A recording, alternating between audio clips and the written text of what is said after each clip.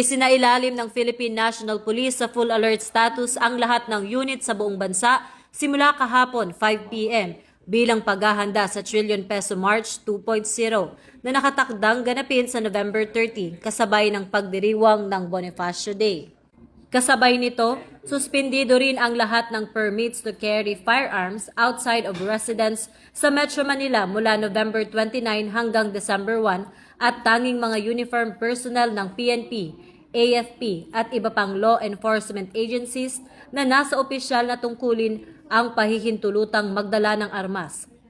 Binigyan diin ni Acting Chief PNP Police Lieutenant General Jose Melencio Nartatis Jr. na balanse ang pagpapatupad ng seguridad at paggalang sa karapatan ng mamamayan na may gabay na maximum tolerance pero zero tolerance sa anumang karahasan. Hinimok din niya na ang publiko na makipagtulungan sa mga otoridad, sumunod sa mga wastong direktiba at agad mag-ulat ng kahina-hinalang aktibidad upang matiyak ang ligtas at maayos na pagdaraos ng malaking pagtitipon. Dahil ito ang bagong PNP para sa bagong Pilipinas, serbisyong mabilis, tapat at nararamdaman.